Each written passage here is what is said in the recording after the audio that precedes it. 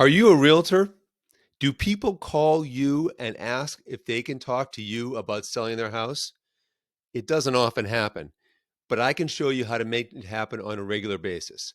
My name's Jeff Marcus from Realtor Wizard, and today I'm going to give you a sneak peek under the hood by letting you see part of one of the lessons of the Realtor Wizard course.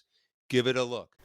Number 5, letter mailing campaigns. And I know the first thing you're going to think about is, geez, I'm a social media guy and I'm not going to use snail mail. I can tell you that this is probably one of the most effective things I do. I send out mail to people, and those people, if they're interested, if it's a well-written letter, which we're going to go into right now,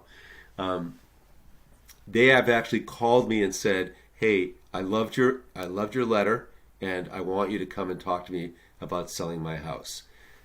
These proactive listing calls don't happen all the time, as you may be well aware. So to have a system where people are actually calling you and asking you to come over and help them sell their home is critical. That's the job that you're in. So let's go over some compelling letters. There's 2 ideas that I use all the time. One idea is to discuss local real estate trends and then have a call to action. So one of the lines in that email may be, prices have recently gone up historically fast. If you are considering making a sale in the next few years, now may be an opportune time. This message will hit home with people who are already thinking about taking advantage of the price rise or are thinking about selling their home, and all they need is another push to get them over the fence. I'll show you an example next of a letter that I've used that has actually had clients call me. So there's a lot here. This is actually a 3-page letter. First thing to notice is that by using mail merge, it's personalized. It doesn't say just hello or hello sir or madam. It says hello Christy.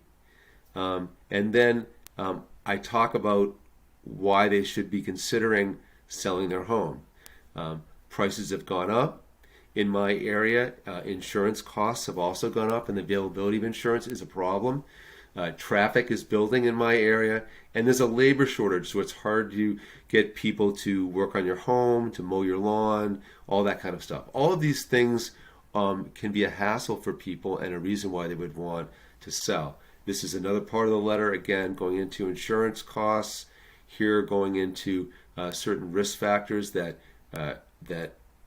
make insurance a problem, traffic. And then finally at the end, I'm going to talk a little bit about myself. I've sold the second highest priced home on Cape Cod, and I talk about my marketing. 94,000 visits on the website, advertisements that I did, ways that I worked for people to sell their home. Feel free to contact me if you have any questions. That is a very strategic way to end the letter. I'm not saying to them, contact me if you want to sell. I'm saying, contact me if you have any questions. So they don't have to feel like they have to have already made a decision to sell before they contact me. They may just want to ask me some questions. And that's fine because I'm establishing a relationship. You're doing 3 things with this letter that are important.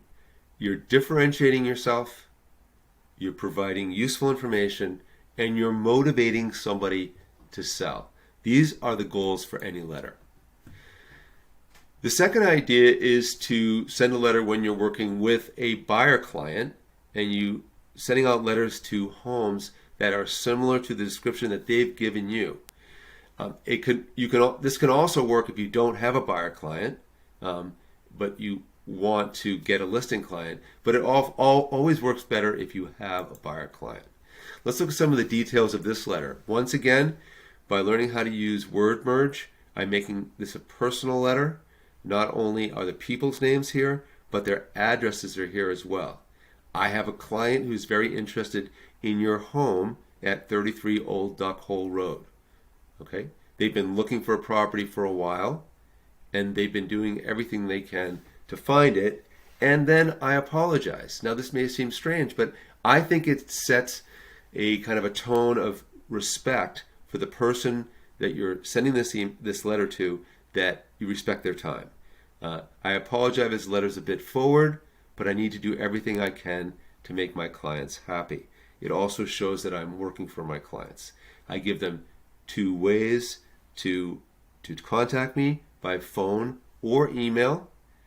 But you can see as well, I've given them a choice. If you want to sell, my clients will be thrilled. But if you just want to find out more, I can answer your questions. So these people don't have to call me and say, hey, I want to sell my house. Usually the calls are start off much more general and then end up getting to, I want to sell my house. So really important to think about this strategically. Just to continue a few things. Keep your data files organized. If you're going to have 10,000 contacts, make sure that you can find those contacts, that you have made some notes about certain types of contacts. Buy a quality printer. I own this printer here. It's a Brother. I have printed out not only thousands of letters, but thousands of envelopes. It's critical that whatever printer you get, it can easily crank out envelopes. That's sometimes one of the tougher things. Use quality paper. I would say use at least 20-pound paper. I use 25-pound paper. And I've left you some links here on YouTube. There are hundreds of links like this that explain to you how to use mail merge and how to print letters and envelopes. Really important. So just a couple of notes on this. Hundreds of letters are going to take time, and it is going to be expensive, right? You're going to have to pay for mailing, you're going to have to pay for the letters, you're going to pay for the envelopes, ink, all that kind of stuff. I can't emphasize enough how well this works. You should do this. This will differentiate you. It's not a postcard that's being sent to them. It's a personalized letter. Also, the first time you do this, it's going to be frustrating. You're going to have to learn how to do it. It's going to take a lot of time. I'm going to say 2 things. 1, it's worth the time. And 2, that you will get faster at it. It will become easier.